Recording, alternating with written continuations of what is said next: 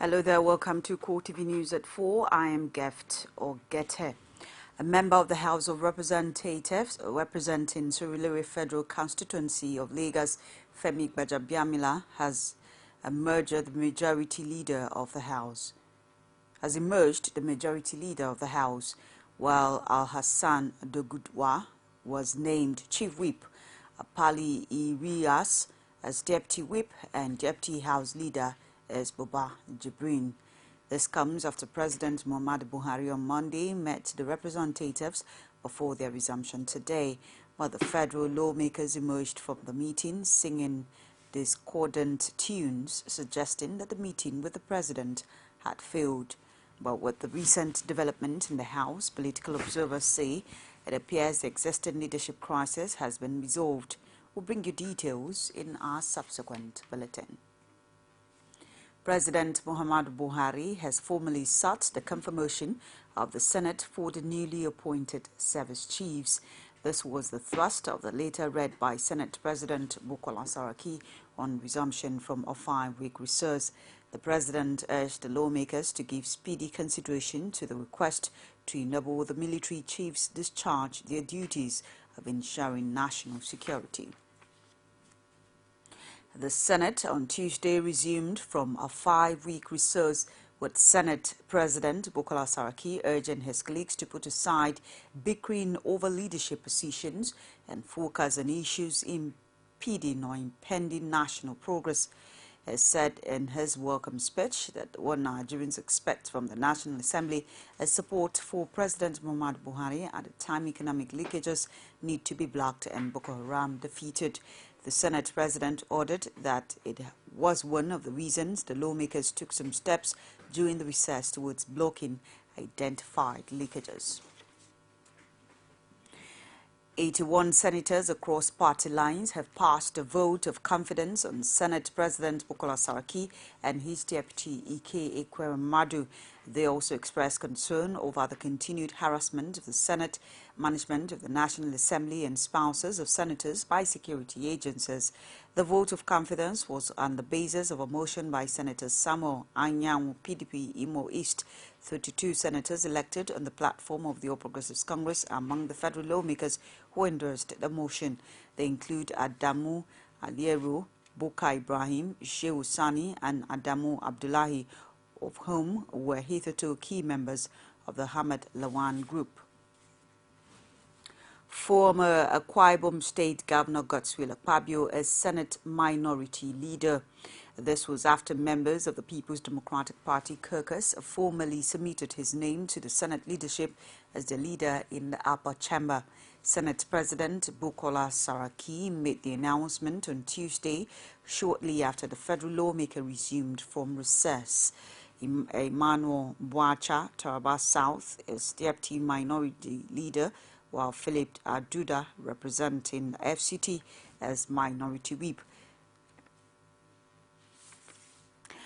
As the National Assembly crisis deepens, an APC lawmaker who was in the 7th Assembly has urged the leadership to respect party supremacy and resolve the lingering crisis once and for all. Bamidele Fagbarusi says members got to the House on the platform of parties and must respect party supremacy to allow peace to return to the National Assembly. The crisis of leadership rocking the National Assembly has no doubt been a cog in the wheel of progress for Nigeria. As Nigerians look up to the elected members of the National Assembly to settle their rift, Bamidele Fagbarusi, a member of the 7th Assembly, has urged the leadership to embrace the spirit of give and take and respect the view and opinion of the All Progressives Congress on other positions currently causing ripples. APC, as a party, as a ruling party, has a responsibility to guide its members in the House of Representatives. We are playing party politics, and there's no independent candidature. The party we cannot see the party here by telling its members the direction they should go. Party always look at broader picture, while members will look at narrow interest as an individual. An individual will always look at narrow interest and immediate gain, while political party will look at broader picture and the long benefit for the country. A bit closer home, Fagbarusi says the state of his party in Ekiti State is a cause for concern, with local government elections on the horizon. Our party is not in good state now. So all hands must be on deck, including the leadership of the party. Some of us who have represented the party in the National Assembly and the former governors and the party executives, we need to meet, to continue to meet, to foster unity within the party. While the APC both at the national and state levels continue to grapple with the fallout of the election of leaders of the National Assembly, it is indeed cruising time for the Ayodele Fayose-led government in Ekiti with the APC, not a united house. Rashid, CoreTV News, Ode Ekiti. Ahead of today's resumption of National Assembly plenary, Edo State Governor Adams Oshiomhole says the leadership crisis currently rocking the federal legislature, especially the Senate, will soon be a thing of the past. The governor, who along with his Kebbi State counterpart Atiku Bagudu, is charged with the duty of resolving the intra-party rift in the Senate. He said this at the presidential villa in Abuja. Had disclosed this to State House correspondent that he was in the villa to brief President Muhammadu Buhari on the outcome of his committee's meeting with the warring factions on Sunday evening in Abuja. The Progressive Governors Forum asks both of us to try and engage the APC caucus in the Senate, on behalf of the Progressive Governors Forum. And the whole idea is that having had some challenges in the House, and these are nothing new to you, you are familiar with the situation that has produced a Senate President of APC and a Deputy Senate President from PDP, and of course the fact that many APC senators were not present when the elections were held, and that they now have what they call quota, a technical issue about whether they form a quorum or not. But whatever position you take, the truth of the matter is majority of APC senators were in a location at the invitation of the party waiting for party briefing when elections were held in the Senate, and that has produced an upset. Now the current effort is to try to see how you have an all-inclusive leadership in the Senate.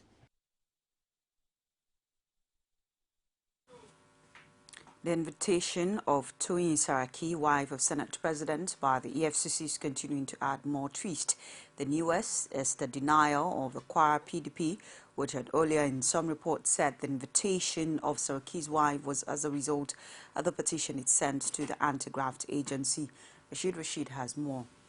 Since the invitation of Toyin Saraki, wife of former governor and now Senate President Bukola Saraki, allegations have been flying back and forth. The report credited to the Kwara chapter of the PDP claiming responsibility of the former First Lady's ordeal seemed to make the matter a settled one. But in a 360-degree twist, Kwara PDP denied ever writing such petition or knowing anything about the petition, saying it's another diversionary ploy by the APC.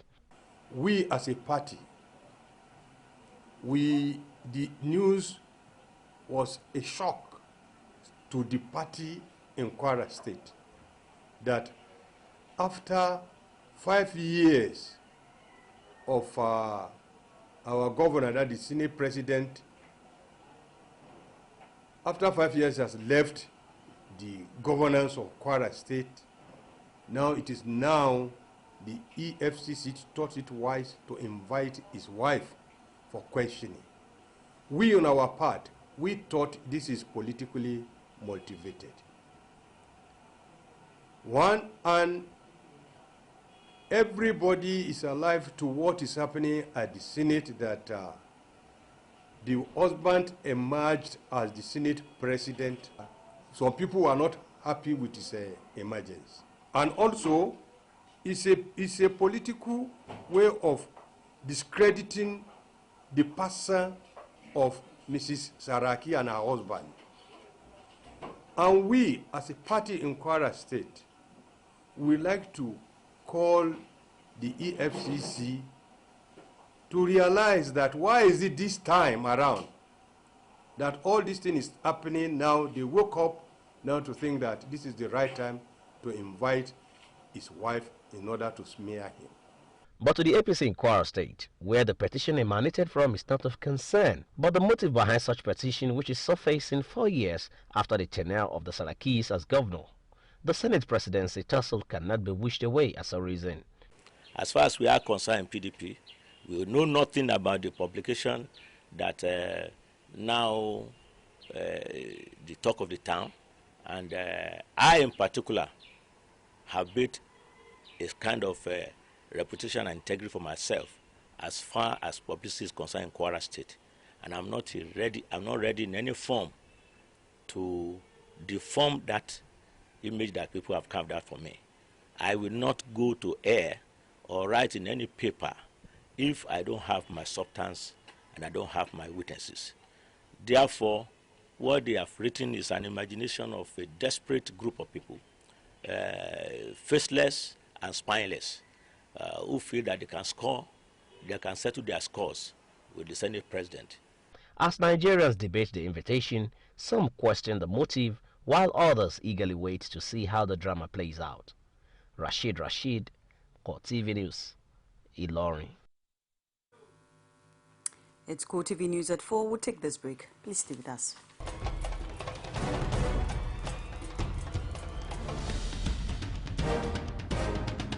This is what the people are saying. You don't run a big economy with generator. They need to do more in terms of energy and power. Many things to do for this Nigeria about lights, water, and new TT. For Nigerians that are not gullible, we know that good laws have done nothing good for this country. Buhari won the election convincingly. They talk to her husband that you should keep promise about what you said, and because people are watching you, you know, another election is coming. Because some people will strong for Yoruba land, will be strong man, we don't die. This nation is moving forward. The best is going to take place. The people giving voice to the voiceless. Edo State Governor Adams Oshiomhole says senior American officials have confirmed that some ministers in the Jonathan administration stole up to $6 billion of public funds. Oshiomhole was speaking to State House correspondent after a closed-door meeting with President Muhammadu Buhari at the presidential villa in Abuja. The governor, who was on the president's entourage to the U.S., insists that the People's Democratic Party did a lot of harm to the Nigerian economy in 16 years. PDP destroyed the country. I mean, from the lips of American officials, senior officials of the State Department, they said one minister ordered PDP cornered as much as $6 billion. And they must say, even by Washington standard, that is head quaking. So a party that presided over the liquidation of our nation, destroyed all our institutions, convert the armed forces commanders to use them as if they were political thugs, convert NTA to a party megaphone, you know, destroy the state security services, you know, go after our opposition as if we were rabbits to be pursued to our holes, and compromise even student unions. You know, destroy everything that you can think of. Elevate religion to a state affair. Israel become a place you visit every week. You know, play pastors against malams. Play north against south, east against west, just to retain power. Elevate obas and obis with dollars, and you guys were reporting dollars that were changing hands. You know, NAPC is spending much more money than is available to the Federation account. We are a very patient people. If we were not a patient people, anybody wearing the tag of PDP ought to feel very unsafe.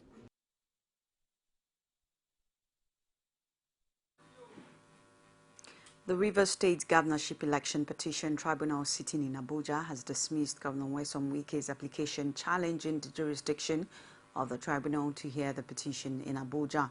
In a short ruling on Monday, the three-man panel led by Justice Muazu Bindiga dismissed the application on the grounds that the tribunal has power to sit in Abuja. Justice Bindiga upheld the motion that security challenges in Rivers State will not allow justice to take its course in the matter. The panel also insisted that the President of the Court of Appeal has powers to fix venue for the tribunal. Wike had earlier prayed the court to order the relocation of the tribunal back to Rivers State, relying on Section 285, subsection 2 of the 1999 Constitution. But the petitioner, Peterside Dakuku, urged the tribunal to dismiss the application, arguing that the president of the appeal court has the right to transfer the case to Abuja. The APC in Rivers State and its candidates at the April 11th governorship election, Dakuku dragged INEC, PDP and the governor of the state, Wike, before the tribunal to challenge his victory. Labour activists from across Africa and in Abuja for a two-day annual Human and Trade Union Network meeting on structural transformation. The meeting, organized by the African Office of the International Trade Union NF Federation, is focused on moving the continent's workshop towards an era of respect for civil liberties, peace and stability. Correspondent Basiaye reports that the issue of insecurity and insurgency took center stage at the opening. Stakeholders at the roundtable agree that insecurity remains a common challenge with diverse consequences on socio-economic development of the continent. To this end, they agree on the need for a united front in tackling the common challenge. The trade union movement has one key value, I may say principle, which is solidarity. We need to build this solidarity. We need to develop it. We need to strengthen it, mainly in this stage where Africa is confronted with so many challenges, be they political, social, or economical. This meeting will be of immense significance to us, as some of the solutions to be preferred might support the ongoing effort of governments in addressing insecurity and threat to peace, as well as migration challenges arising from it. One of the resource persons, Chom Bangu, is of the view that non-state actors, labor unions and civil society groups should become more involved in restructuring security for better results. He explains that security challenges could be successfully tackled by adopting a new approach that involves community and grassroots security system. The voice of civil society is still faint, and we need to strengthen it. Civil society needs to begin to identify possible ways where we can have an alternative to the present global security architecture, where we can have people's security, not state security, and where we can democratize security provision. His position is supported by NLC presidents who acknowledges that armed conflict has taken on a new and more dangerous dimension. Comrades, the whole of the sum totality of the challenge in Africa has to do with socio-economic issues. Issues of corruption, which have reduced resources that are available for development to create job opportunities for our people, is at the heart of those challenges. Where you have graduates in large number that are not engaged, and these are people with the requisite knowledge and expertise to do a lot of things, and they are not engaged. This is part of the problem. And across Africa, you find this army of unemployed youth in large number. And therefore, it can be said that we are actually sitting on time bomb. There is a general consensus that a paradigm shift is necessary to lift Africa from the throes of insecurity once and for all. The meeting is one that will principally afford trade union leaders in Africa a platform to set a continental agenda ahead of its international congress later in the year. Basiaye, CoreTV News, Abuja. Respite might have come the way of Ekiti residents as the combined team of the State Police Command and the Department of State Service paraded 13 kidnapping suspects in a rare parade at the headquarters of the DSS in Ado Ekiti. The operation, which led to the arrest of the suspects, was set to cut across 3 states as the security agencies are set to declare others on the run wanted. Rashid has more. The issue of kidnapping a parade of suspects has been at the beehive of the State Police Command. But owing to the importance and high wired level of the case, 13 kidnapped suspects were paraded at the headquarters of the DSS at the presence of the state governor. Duke Fubara, director of Ekiti State Command, says the success of the operation is due to the collaborative effort of security agencies. My presence with the CP here today is a testimony to the synergy and the brotherly affinity that we have been working together to address the security challenges that have confronted the state. The Ekiti State Police Chief, Etop John James, says kidnappers are now technologically inclined, but Ekiti citizens can now heave a sigh of relief as those at large will be declared wanted. All of them, they know each other. If they don't directly, their operations link them, because now they have learned how to operate in such a way that sometimes they use signals. And these people that we are going to declare wanted, they all, like the Austin, we already got, at the August, we had the wife, and that's one from the Surrey operation. That one is in prison now, and it's through her. And some of the information we get from this, that we know their links in the Delta. The state governor thanked the security agencies for a job well done and charged them not to rest on their oars. Among the 13 suspects was a pastor, herbalist, and 2 women caught alongside charms and ammunition. Rashid, CoreTV News, Ado Ekiti. We're actually working in collaboration. Another ritualist den has been discovered at the village in the outskirts of Abeokuta, the Ogun State capital. The discovery was made on Saturday when a 2-year-old boy went missing during a social gathering held close to Mile 2 roundabout, also called Rounder, at Concord area of the state. The search party saw human parts within the premises of a house which has become a hideout for criminal activities and immediately alerted security operatives. Confirming the incident to CoreTV News, the Ogun State Police Public Relations Officer Maiwa Adejobi said 2 suspects have so far been arrested. According to him, the main suspect, who is an herbalist named Fayomi, is still at large. Adejobi further disclosed that the Commissioner of Police, Abdul Majid Ali, has directed the Department of Criminal Investigation and Intelligence to take over investigation. Results of candidates in 19 states who sat for the May-June 2015 West Africa Examination Council WAEC in Nigeria will not be released until their states pay debt owing to the examination body. The head of national office, WAEC Charles Eru Redo, who handed down the warning at the media briefing in Lagos, says the over 4 billion naira owed examination umpire is hindering its performance. Abiola Oluwole has more in this package. The media briefing, according to the national head of WAEC, Charles Egweredo, is to intimate Nigerians on the financial status of the body due to the inability of some states in the federation to pay debt owed the organization. Egweredo says the failure of 19 states to fulfill their financial obligations to WAEC is crippling activities of the organization. As I speak to you now, we are cash-strapped as a result of the delay in offsetting the registration fees owed the council by some states. As a result, we are finding it difficult in meeting our financial obligations, particularly to our supervisors, examiners, and service providers. He threatened the results of candidates from affected states for 2015 May-June examinations will be withheld. We therefore want to publicly plead with the affected states to offset the registration fees of their candidates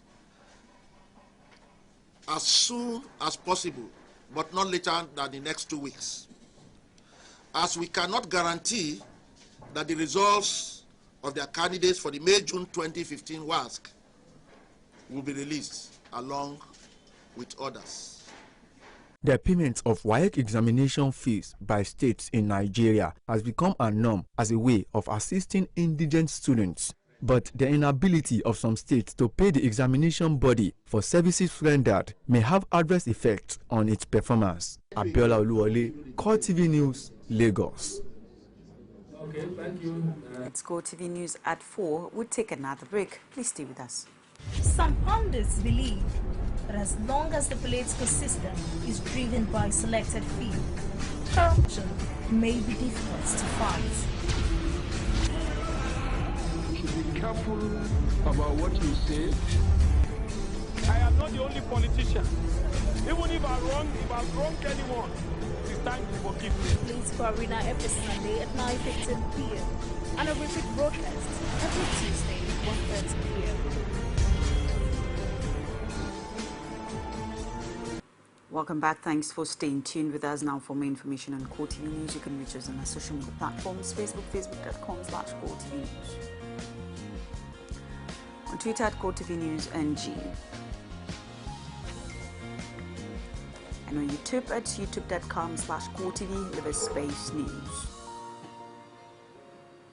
A Libyan court has sentenced Saif al-Islam Gaddafi, son of the post leader Muammar Gaddafi, and 8 others to death over war crimes linked to the 2011 revolution.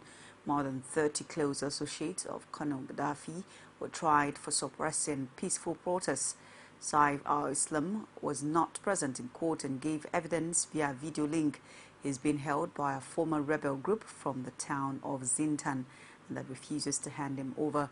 Former head of intelligence for the Gaddafi regime, Abdullahi al-Senussi, is among those also facing death by firing squad, as is former PM Baghdadi al-Mohammed. Saif al-Islam is also wanted by the International Criminal Court on charges of war crimes and crimes against humanity. Prosecutors say that he was part of his father's plans to quell the civilian demonstrations against the Gaddafi regime. Malaysian Prime Minister Najib Razak sacked his deputy and 4 other ministers in a cabinet reshuffle on Tuesday and replaced the Attorney General in a bid to stifle questions over a graft scandal and a debt-laden state investment fund. Hassin had criticized Mr. Najib's handling of allegations surrounding a state investment fund.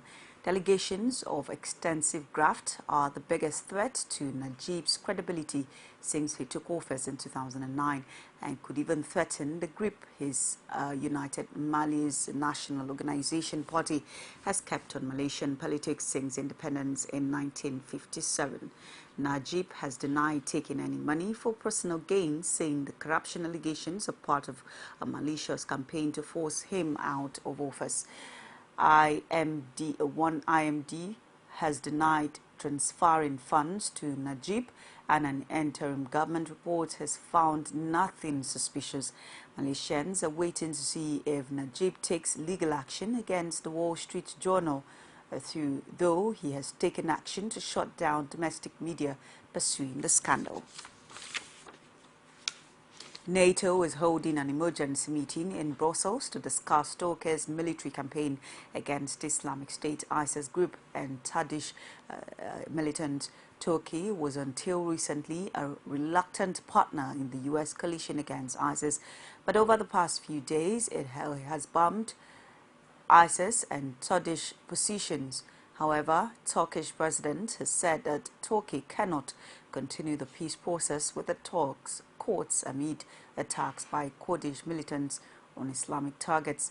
It came as NATO discussed Turkish campaigns against the Islamic State ISIS group and Kurdish militants. The US and Turkey are working together on plans to create an ISIS-free zone along the border with Syria.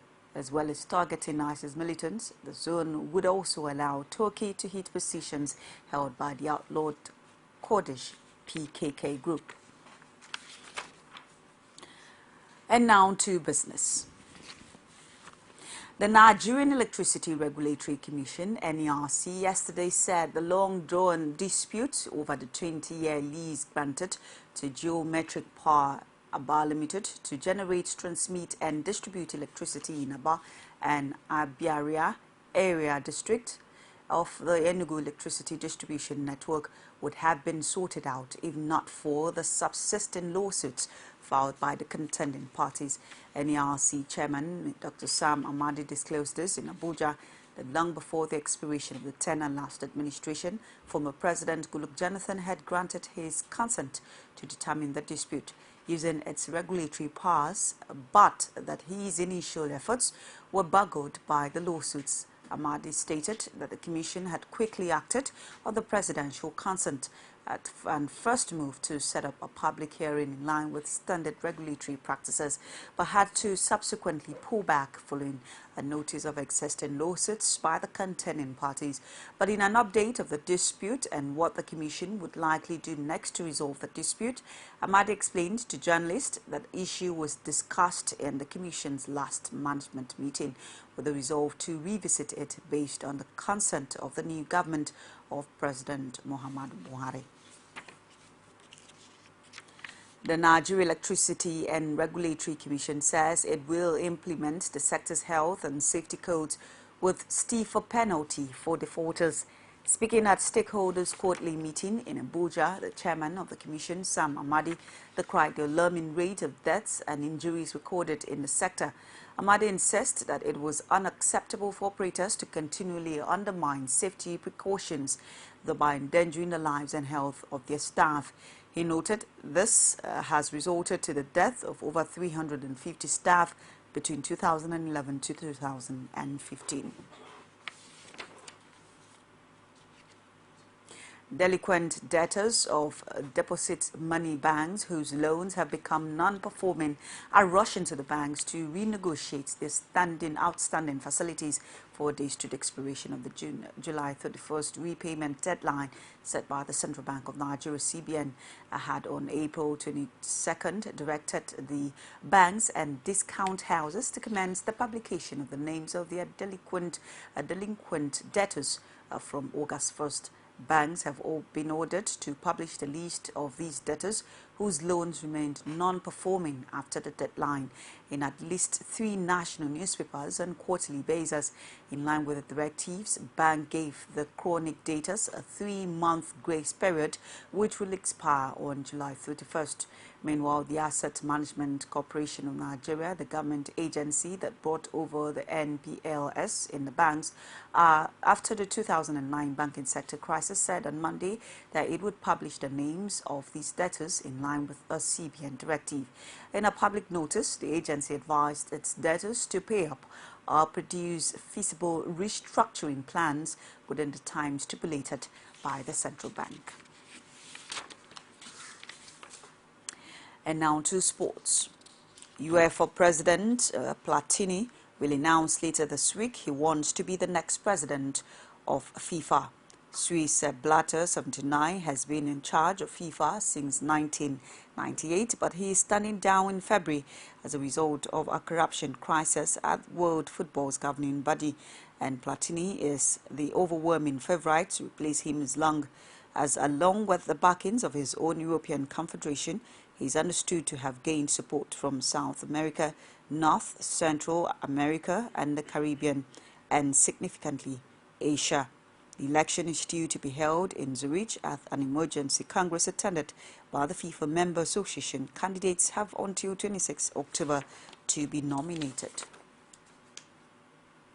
Olympic heptathlon champion Jessica Ennis-Hills has been named in Great Britain's squad for next month's World Athletics Champions in Beijing.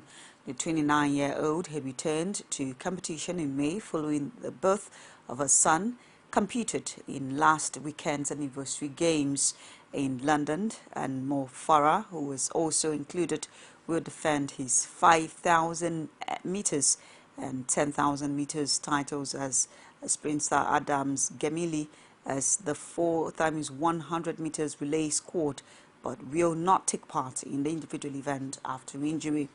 And his heel will be joined in this by medal rival Katarina, who will also compete in the long jump, and Ferrer, whose coach Alberto has been accused of violating anti-doping rules, will be aiming to compete a hat trick of World 5,000 meter towels after taking gold in 2011 and 2013. And that's CoreTV News at 4. Thank you for staying tuned. Please join us again I am Gift or Gete. Good evening.